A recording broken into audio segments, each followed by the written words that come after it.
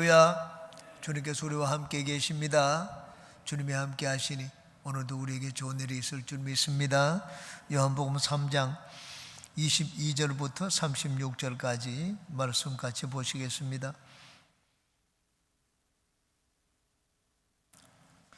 22절부터 36절까지 다 같이 합독합니다. 시작. 그 후에 예수께서 제자들과 유대 땅으로 가서 거기 함께 유하시며 침례를 베푸시더라. 요한도 살렘 가까운 에논에서 침례를 베푸니 거기 물이 많음이라. 그러므로 사람들이 와서 침례를 받더라. 요한이 아직 옥에 갇히지 아니하였더라. 이에 요한의 제자 중에서 한 유대인과 더불어 정결례식에 대하여 변론이 되었더니 그들이 요한에게 가서 이르되 랍비여, 선생님과 함께 요단강 저편에 있더니 곧 선생님이 증언하시더니가 침례를 베풀매 사람이 다 그에게로 가더이다. 요한이 대답하여 이르되 만일 하늘에서 주신 바 아니면 사람이 아무것도 받을 수 없느니라. 내가 말한 바 나는 그리스도가 아니요 그의 앞에 보내심을 받은 자라고 한 것을 증언할 자는 너희니라. 신부를 취하는 자는 신랑이나 서서 신랑의 음성을 듣는 친구가 크게 기뻐하나니 나는 이러한 기쁨으로 충만하였노라. 그는 흥하여야 하겠고 나는 쇠하여야 하리라 하니라. 위로부터 오시는 이는 만물 위에 계시고 땅에서 난 이는 땅에 속하여 땅에 속한 것을 말하느니라.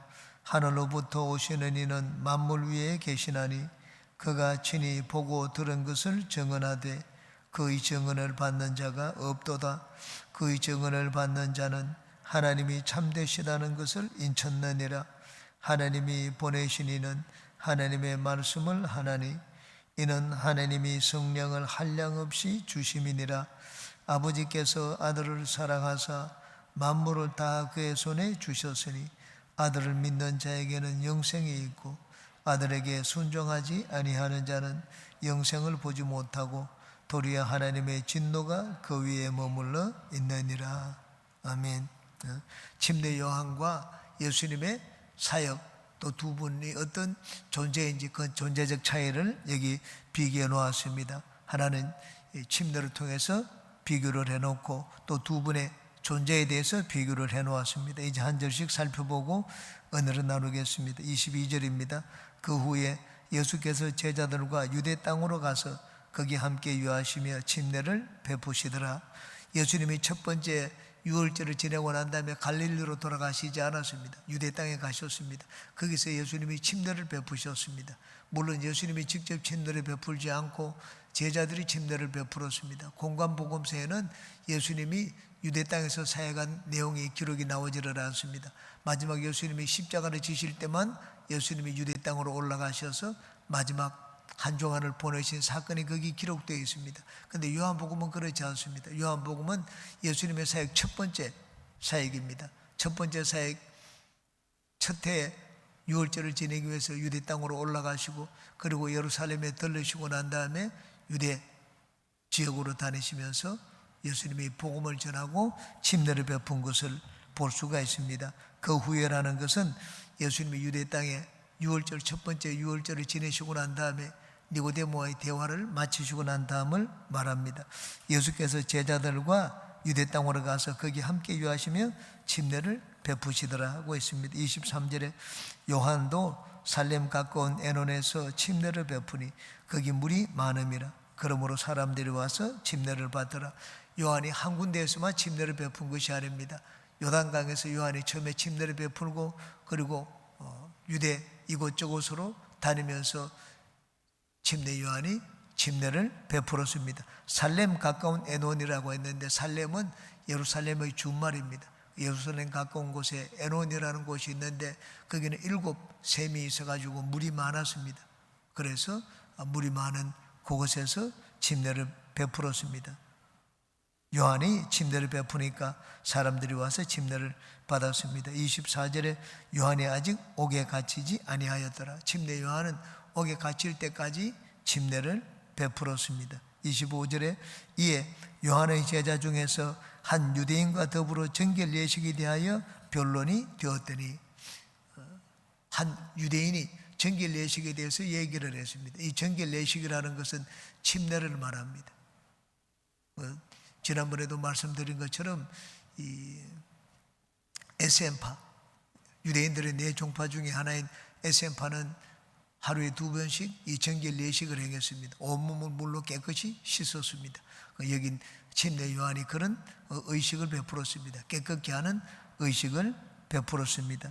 여기 정결 예식에 대해서 요한의 제자와 한 유대인이 이 변론이 되었습니다. 이 한 유대인은 예수님의 침례를 본 자를 말합니다. 예수님이 침례를 베풀고 하는 것을 보고 난 다음에 침례 요한에게 와서 얘기를 했습니다. 예수님께서 침례를 받는 자들이 굉장히 많더라. 침례 요한이 더 뛰어난 자가 아니냐, 그렇게 얘기를 했습니다. 그러자 침례 요한의 제자가 그 말을 듣고 스승인 침례 요한에게 가서 예수님에 대한 이야기를 합니다. 26절입니다. 그들이 요한에게 가서 이르되 랍비여, 선생님과 함께 요단강 저편에 있더니 곧 선생님이 정언하시더니가 침례를 베풀매 사람이 다 그에게로 가더이다. 예수라는 사람이 침례를 베푸는데 많은 사람이, 전부 사람들이 그쪽으로 가더라고 했습니다. 원래 그 사람은 당신의 제자가 아닙니까? 침례 요한, 당신이 그 사람에게 침례를 베풀지 않았습니까? 이렇게 물었습니다. 이 요한의 제자들은 다 제자가 자기 선생을 존경하는 마음이 있습니다. 침례 요한의 제자들은 침례 요한이 우리 스승님이 다른 누구보다 낫다고 생각을 했습니다. 그런데 사람들이, 그것도 이 침례 요한 앞에 와가지고 침례를 받은 예수님이 가서 또 그 침례를 베푸는 일을 하는데 그 사람이 그런 일을 해도 됩니까? 이렇게 침례 요한에게 질문을 했습니다. 침례 요한이 침례를 베풀고 그는 침례 요한보다 낮은 자가 아닙니까? 침례 요한이 그 사람을 보내가지고 침례를 베풀라고 말씀을 했습니까? 이렇게 침례의 권위에 대해서 얘기를 했습니다. 27절 말씀입니다. 요한이 대답하여 이르되 만일 하늘에서 주신 바 아니면 사람이 아무것도 받을 수 없느니라. 침례 요한은 이 사람이 하는 일을 보고는 막 시기를 하거나 질투를 하지 않았습니다. 흔히 사람들은 마음에 시기심이나 질투심이 있습니다. 다른 사람들이 내보다 더 잘 되는 것 보면 시기합니다. 비교를 합니다. 경쟁을 하고 나보다 더 나은 사람이 있으면 내려 누르려고 합니다. 음모를 꾸미기도 하고. 그런데 침례 요한은 그렇지 않았습니다. 침례 요한은 모든 것을 하나님이 다스린다고 믿었습니다. 그리고 하나님이 주시지 않았으면 그런 거 할 권한이 없다. 내가 이 일을 하는 것도 하나님께 받은 것이고 그 사람이 그 일을 하는 것도 하나님이 받은 것이다. 내가 뭐 그 사람에게 권세를 주어서 너 가서 침례를 베풀라, 또 내가 그 사람에게 침례 주는 것을 막고 할 그럴 권세가 없다고 했습니다. 예수님의 제자들이 예수님의 부활의 복음을 전할 때 베드로가 갇혔습니다. 한 번 갇혔다가 풀려나고 또 2번째 갇혔습니다. 그 공회 앞에 섰습니다. 이제는 2번째 붙잡히면 죽는다고 했는데 이 베드로를 사형 집행하기 위해서 이 재판을 열었습니다. 그때 재판을 열었을 가말리엘 율법 선생이 일어나서 그들 앞에 얘기를 했습니다. 우리가 역사를 통해서 잘 보지 않았느냐? 막 사람들이 일어나가지고 유다가 일어나고 드다가 일어나고 많은 백성들이 그를 쫓지 않았느냐? 근데 하나님이 일으키지 않으니까 조금 뭔가 되는 것처럼 보이다가 막 폭삭 망하는 것을 보지 않았느냐? 그를 따르던 사람들이 다 죽는 것을 보지 않았느냐고 했습니다. 이 사람도 마찬가지라고 했습니다. 그 사람이 하나님이 주신 것이 아니면 시간이 지나면 그 무리가 전부 잠잠해지고 없어질 것이라고 했습니다. 만약에 그 권세를 하나님이 주셨다면 우리가 그 제자들을 죽이는 것은 하나님께 도전하는 것이다. 하나님께 대항하는 것이다. 그 했습니다. 그 하나님의 손에 맡게. 자, 그렇게 얘기를 했습니다. 가말리엘이. 여기 침례 요한이 그와 비슷한 말을, 똑같은 말을 여기서 했습니다. 사람 하늘에서 주신 바 아니면 사람이 아무것도 받을 수 없다. 그 말씀을 했습니다. 침례 요한은 예수님을 보고 인간적인 그런 마음을 가지고 시기하고 질투하지 않았습니다. 하나님의 손에 맡겼습니다. 우리 지금 이 교회 사역을 하는 데 있어서도 마찬가지입니다. 다른 사람이 나보다 더 잘 되면 시기하고 질투하는 그런 마음이 있습니다. 그런데 우리는 모든 것을 하나님의 손에 맡길 줄 알아야 됩니다. 한 교회 안에서도 마찬가지입니다. 한 교회 안에서 한 사람이 특별히 복을 받고 또 큰 은혜를 받고 권능을 받으면 시기하고 질투합니다. 그런데 그런 일을 볼 때 하나님의 손에 맡길 줄 알아야 됩니다. 하나님이 주시지 않으면 사람이 받을 수 있는 것이 없습니다. 하나님이 세우지 않으면 사람이 아무리 서려고 해도 서지 않습니다. 그러므로 우리는 인간의 눈으로 보고 판단하지 말고 사람의 마음으로 시기 질투하지 말고 하나님께 모든 것을 맡기는 그런 신앙인이 되시기를 바랍니다. 28절에 내가 말한 바 나는 그리스도가 아니요 그의 앞에 보내심을 받은 자라고 한 것을 증언할 자는 너희니라. 너희가 이전에 나에게서 듣지 않았느냐? 누구든지 성령이 그 위에 머무는 것을 보면 그가 성령으로 침례를 줄 뿐이다 고 얘기를 했습니다. 이 침례 요한은 예수님에게 침례를 베풀었지만 그 예수님을 많은 사람들 앞에 세상 가운데 드러내기 위하여 침례를 베풀었습니다. 하나님께 말씀을 받았습니다. 그리고는 얘기를 했습니다. 예수님은 나보다 큰 자라고 했습니다. 나는 그의 신들매를 신발끈을 풀기도 모자라는 자라는 얘기를 했습니다. 여기 나는 그리스도가 아니요 그의 앞에 보내심을 받은 자다. 그리스도 앞에 보내심을 받은 자다. 그가 바로 그리스도라고 했습니다. 나는 그리스도가 아니고 오히려 그리스도를 증거하기 위해서 외치는 자의 소리라고 증언할 자가 바로 너희가 아니냐. 그 사람과 나를 비교하지 말라고 했습니다. 그 사람과 나는 비교가 되지 않는다고 했습니다. 나는 단지 외치는 자의 소리고 그는 하나님이 보내신 그리스도라고 얘기를 했습니다. 참으로 멋진 자입니다. 사람들은 흔히 시기 질투하는데 나보다 나은 자를, 근데 여긴 침례요한은 그렇지 않았습니다. 29절에 신부를 취하는 자는 신랑이나 서서 신랑의 음성을 듣는 친구가 크게 기뻐하나니 나는 이러한 기쁨으로 충만하였느니라. 당시 유대인의 결혼 풍습을 말하고 있습니다. 결혼할 때 결혼식이 끝날 때까지 신랑 친구가 모든 것을 주관합니다. 신랑이 그 혼인잔치를 주관하지 않습니다. 신랑 친구가 주관을 합니다. 그리고 일주일 동안 잔치를 벌입니다. 그리고 결혼 잔치가 끝나고 나면 이제 신랑 친구들은 다 떠나갑니다. 이제 신부를 취하는 자는 신랑입니다. 신부를 취하는 자는 신랑이지만은 그렇지만 그 결혼 잔치를 하는 동안에는 신랑보다 신랑 친구들이 더 기뻐합니다. 바로 그것을 여기 말씀을 하고 있습니다. 침례의 신랑은 예수님입니다. 그런데 예수님의 그 사역을 보고 많은 사람들이 예수님께 가는 걸 봤습니다. 교회는 예수님의 신부입니다. 그 예수님께서 신부를 취하는 것을 보고 자기는 신랑 친구로서 기뻐했다고 했습니다. 그런데 그 기쁨도 잠깐입니다. 잔치를 베풀 동안 그때만 기뻐하고 또 나중에는 하나님이 침례 요한을 데리고 가셨습니다. 30절에 그는 흥하여야 하겠고 나는 쇠하여야 하리라 하니라.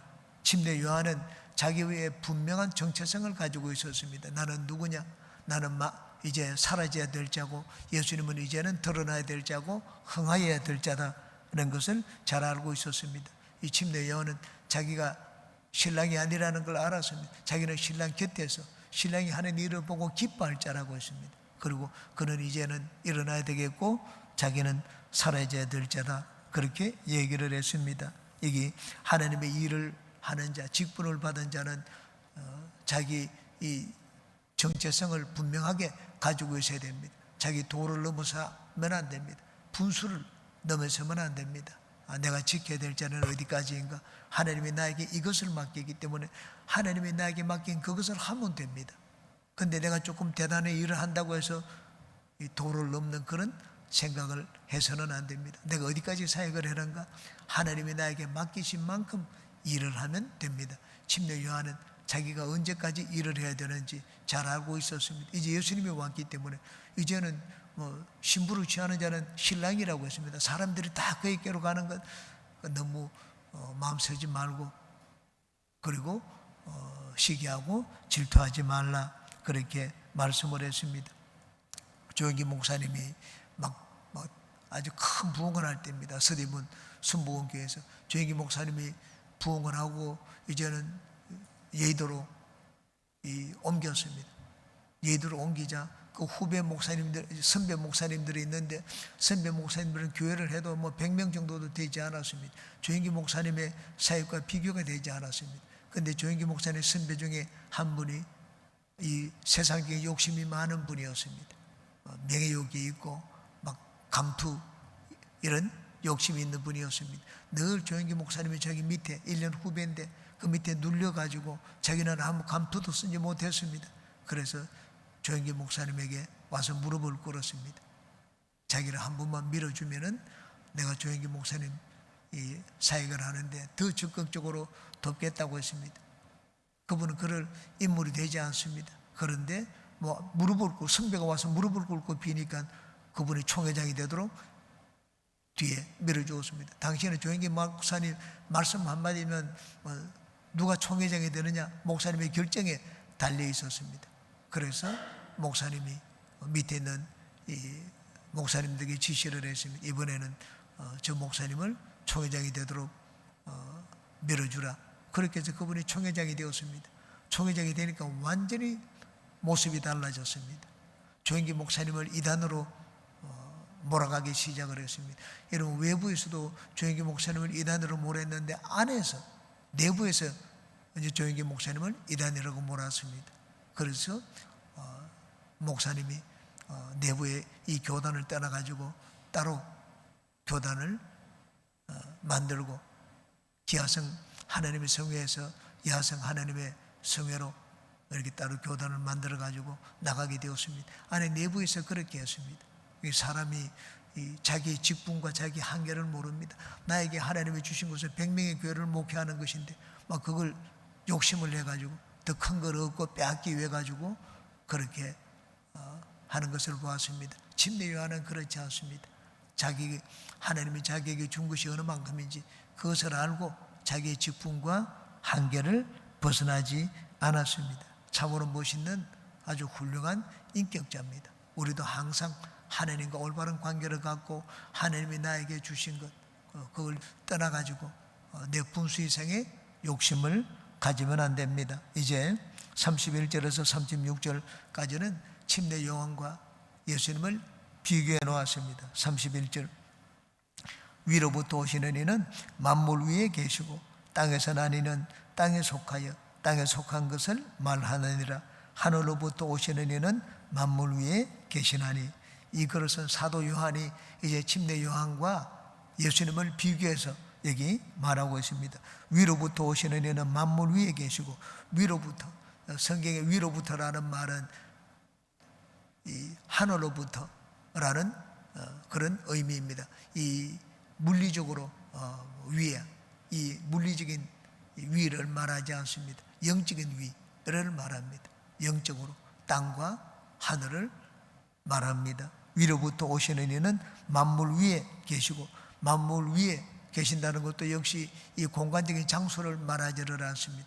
만물 위에 계신다는 것은 그 순서에 있어가지고, 위계 질서에 있어가지고 만물보다 높다는 말입니다. 왜냐하면 위로부터 오시는 이는 예수님을 말합니다. 만물이 예수님으로 말미암아 지음을 받았습니다. 만드신 모든 것이 그로 말미암아 되지 않은 것이 하나도 없다고 하셨습니다. 예수님이 말씀으로 만물을 만드셨습니다. 그러므로 예수님은 만물 위에 계신다. 만물보다 먼저 계시고 먼저 나신 자라는 말입니다. 땅에서 난 이는 땅에 속하여 땅에 속한 것을 말하느니라. 땅에서 나니, 이 땅은 세상을 말합니다. 이 세상에서 태어난 자, 우리 모두를 말하지만 여기서는 특별히 침례 요한을 말합니다. 침례 요한은 땅에서 난 자고 예수님은 여기 하늘로부터, 위로부터 난 자입니다. 그 둘 사역이 다릅니다. 위로부터 난 예수님은 만물 위에 계시고, 땅에서 난 이 침례 요한은 땅에 속했기 때문에 땅에 속한 것을 말한다고 했습니다. 침례 요한의 사역이 어떤 사역이었습니까? 침례 요한의 사역은 침례를 베푸는 것이었습니다. 회개하라. 회개하라는 것은 땅에 있는 자가 말하는 사역입니다. 예수님은 회개하라고 하지 않았습니다. 예수님은 용서의 복음을 전했습니다. 용서는 누가 하는 것입니까? 용서는 하나님만이 하시는 것입니다. 예수님은 하나님만이 하실 수 있는 것을 우리에게 주셨습니다. 그 침례 요한은 하나님이 아닙니다. 하나님만이 하실 수 있는 그런 용서를 베풀지 않았습니다. 침례 요한은 우리가 해야 될 것, 회개하라. 인간이 할 수 있는 최선의 것을 가르쳤습니다. 인간이 하나님께 보일 수 있는 최선의 것은 회개입니다. 그 회개의 침례를 베풀었습니다. 우리 인간이 하나님 앞에 이런 최선의 것을 행하면 이제 하나님의 은혜를 베풀어 주시지 않겠느냐. 여러분, 침례를 한다고 해서 구원을 받는 것이 아닙니다. 침례는 하나님, 내가 회개를 한다고 해서 구원을 받는 것이 아닙니다. 회개는 내가 하나님 앞에 보일 수 있는 나의 진짜 최선의 것을 하나님께 보이는 것입니다. 그 다음 나를 용서할지 안 할지, 구원을 할지 안 할지, 은혜를 베풀지 않을지는 하나님이 하시는 일입니다. 그러므로 우리가 물과 성령으로 거듭나지 않으면 안 된다고 했는데, 물은 인간 편에서 하는 회개를 말합니다. 인간 편에서 어떤 것을 하더라도 하나님이 위로부터 은혜를 주시지 않으면 우리는 내가 행한 그것으로 아무것도 얻을 수가 없습니다. 하나님은 그냥 자비가 많으시기 때문에 내가 이런 태도를 하나님께 보이면 하나님은 불쌍히 여기서 우리에게 은혜를 베풀어 주십니다. 우리를 구원하는 것은 성령이지 물이 아닙니다. 물은 인간편의 최선의 것을 보이는 것입니다. 여기 있는 것처럼 땅에 속하여 땅에 있는 것을 속한 것을 말한다고 했습니다. 그것이 바로 회개의 침례였습니다. 하늘로부터 오시는 이는 만물 위에 계시나니, 여기 앞에서는 위로부터 오시는 이라고 했는데 여기 다시 한번 하늘로부터 오시는 이라고 했습니다. 위로부터 온다고 했는데 위는 어디를 말하는가? 영적인 하늘을 말합니다. 하늘로부터 오시는 이는 만물 위에 계신다. 이 하늘은 이 만물에 속한 하늘이 아닙니다. 우리 여기 보면은 이 하늘, 새들이 날아다니는 하늘이 있습니다. 이것도 만물입니다. 여기서 사도 요한이 말하는 것은 영적인 하늘을 말하는 것이지 우리 눈에 보이는 육적인 하늘을 말하는 것이 아닙니다. 그러므로 예수님은 이 땅에 속한 분이 아니고 만물 위에 만물을 다스리시는 분이시고 만물을 만드신 분이라는 것을 보이고 있습니다. 32절에 그가 친히 보고 들은 것을 증언하되 그의 증언을 받는 자가 없도다. 예수님은 어디서 보았습니까? 하늘에서 보았습니다. 예수님은 하늘에서 보고 하늘에 있는 것을 우리에게 증언을 했습니다. 그런데 예수님의 증언을 받는 자가 없도다고 했습니다. 여러분, 내가 무슨 말을 하면 내가 그걸 어느 정도 이해해야 됩니다. 내가 무엇을 얘기하면 나도 그것에 대한 선경험이 있어야 됩니다. 선경험이 있어야지 저런 걸 받아들일 수가 있습니다. 전혀 경험이 없는데 받아들일 수가 있겠습니까? 전혀 경험이 없으면 받아들일 수가 없습니다. 콜럼부스가 이 대서양을 횡단을 했습니다. 콜럼부스가 대서양을 횡단을 할 때는 지구는 둥글기 때문에 거꾸로 이렇게 돌아가면은 원래 인도가 있는 쪽으로 갈 수가 있다고 생각을 했습니다. 그런데 횡단을 하다 보니까는 인도에 간 것이 아니고 미국 아메리카 대륙에 도착을 했습니다. 그 아메리카 대륙이 인도의 서쪽인 줄 알고 그것을 서인도라고 그렇게 착각을 했습니다. 가보지 않았기 때문에. 사람들은 당시에 그쪽으로 서쪽으로 가면은 인도의 서쪽이 나온다는 걸 아무도 믿지 않았습니다. 그런데 콜럼부스는 그것을 확신하고 지구는 둥글다고 믿고 항해를 했습니다. 경험 후에 보지 않으면 우리는 이 쉽게 받아들일 수가 없습니다. 하늘나라를 우리가 경험해 보지 않은 것입니다. 사람들이 하늘나라를 가보지 않았는데 예수님이 하늘나라에 대해서 말을 하면 그들이 그렇습니까 하고 받아들이겠습니까? 받아들이지 않았습니다. 그런데 어떻게 예수님이 말씀을 하시면 거기 있는 사람들이 받아들었습니까? 거기 성령이 계셨기 때문입니다. 예수님은 성령으로 사역을 하셨습니다. 하나님이 예수님에게 성령을 한량없이 부었기 때문에 예수님이 사역을 하는 그곳에는 성령으로 충만했습니다. 그래서 사람들이 인간의 이성으로 깨닫지 못하는 것을 성령으로 깨달아서 예수님의 말씀을 받아들이게 되었습니다. 오늘날도 마찬가지입니다. 성령의 역사가 없으면 사람들이 하늘나라의 것을 말하면 받아들이지를 못하고 알아듣지를 못합니다. 아무리 대학교를 나오고 박사학위를 가지고 있어도 하늘나라의 것은 알아듣지를 못합니다. 왜? 체험해보지 못하고 가보지 않았기 때문입니다. 그런데 성령은 가보지 않은 하늘나라에 대해서 우리에게 깨닫도록 만들어 주십니다. 그러므로 신앙생활을 하는데 성령은 절대적으로 필요합니다. 왜? 신앙생활은 우리 가보지 않은 것이고 체험해보지 않은 것에 대해서 우리가 믿는 것이지 않습니까? 하나님도 보지 못했지만 하나님은 믿습니다. 그러므로 항상 더 우리가 올바른 신앙생활을 하고 제대로 깊이 있게 신앙생활을 하기 위해서는 더욱더 성령의 충만함을 구하고 성령과 함께 신앙생활을 해야 됩니다. 33절에 그의 증언을 받는 자는 하나님이 참되시다는 것을 인쳤느니라. 사람들은 예수님 말씀을 받아들이지 않았는데 만약에 그 말씀을 듣고 예수님의 증언을 받아들이는 자는 하나님이 참되시다는 것을 인쳤다고 했습니다. 인쳤다는 말은 도장을 찍다, 봉하다는 말입니다. 도장. 이 도장을 찍거나 또는 이 봉하고 거기다가 딱 이렇게 봉인하는 것. 우리가 편지를 보낼 때도 거기 편지를 듣고 난 다음에 도장을 찍습니다. 이 도장을 찍는 그게 인치다는 말입니다. 인이 도장이지 않습니까? 도장을 찍는 이유가 어디 있는가? 보통 네 가지입니다. 첫 번째, 소유권을 확인하기 위하여. 이건 나의 소유다는 것을 확인해서 도장을 찍습니다. 여러분 목장에서 보면은 자기 이 소나 말들에게 도장을 찍습니다. 도장을 찍는 것은 이건 내 것이다 하고 표시를 하는 것입니다. 소유권 확인을 위하여 하나님의 성령으로 우리에게 인을 쳤다고 했습니다. 도장을 찍었습니다.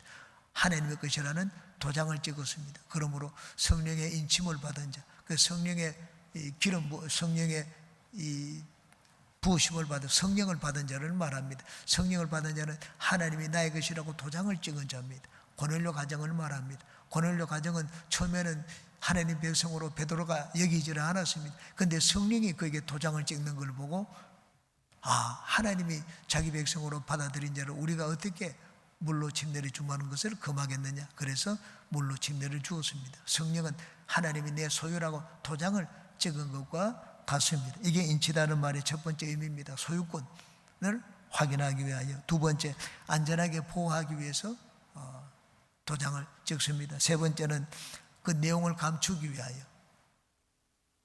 하늘나라 가보니까는 토지 문수가 있는데 도장을 찍어놔 가지고 아무도 열어볼 수가 없었습니다. 그런데 하나님의 어린 양 예수님의 그 봉인한 토지 문서의 토지를 떼었습니다. 아무도 볼 수 없습니다. 도장을 찍어놓으면 내용이 무엇인지 모릅니다. 그런데 그것을 안전하게 비밀을 감추기 위하여 도장을 찍습니다. 네 번째는 확실하다는 것을 확인하기 위하여 도장을 찍습니다. 도장. 오늘날도 KS 마커가 있지 않습니까? 또 K 마커, 품질 표시 마커가 있습니다. 이것은 확실하다. 이거는 테스트를 받고 검증을 받은 것이다.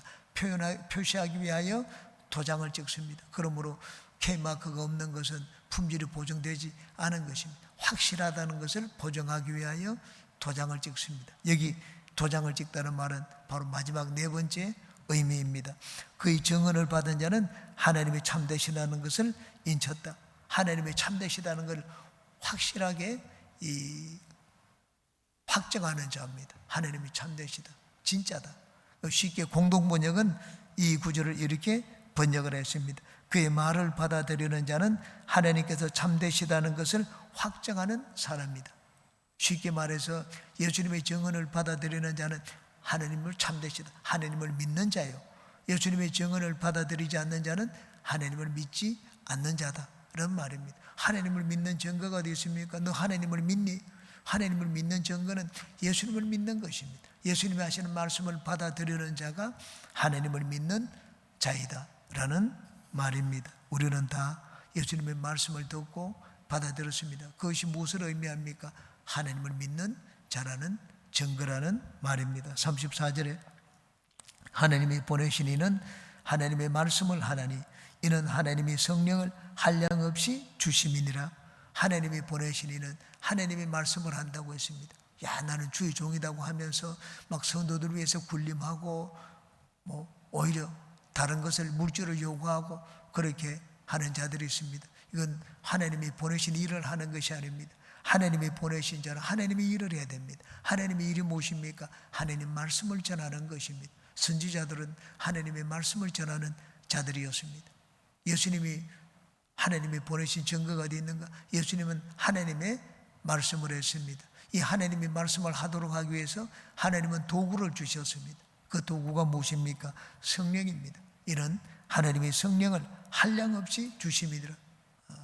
하나님은 성령을 주셔서 하나님 말씀을 하게 하십니다. 그러므로 우리가 주의 종이 된 자들은 하나님의 말씀을 제대로 잘 전하기 위해서는 하나님의 성령으로 충만해야 됩니다.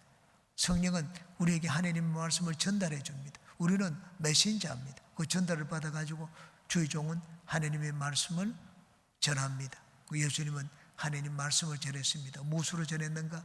하나님이 주시는 성령을 충만하게 받아서 하나님의 말씀을 전했습니다. 그러므로 여러분, 교회에는 하나님의 말씀이 있어야 됩니다. 성령이 충만해야 됩니다. 성령이 충만해야지 우리가 하나님의 말씀을 듣습니다. 성령에 전하는 자도 성령이 충만해야지 하나님의 말씀을 받아서 전하고, 듣는 자도 성령이 충만해야지 하나님의 말씀을 하나님의 말씀으로 받아들일 수가 있습니다. 그러므로 우리는 항상 모일 때마다 우리 교회를 위해서 기도할 때 다른 것 위해서 하지 말고 항상 성령의 충만을 위해서 더 기도하는 우리 모두가 되시기를 주 이름으로 축원합니다.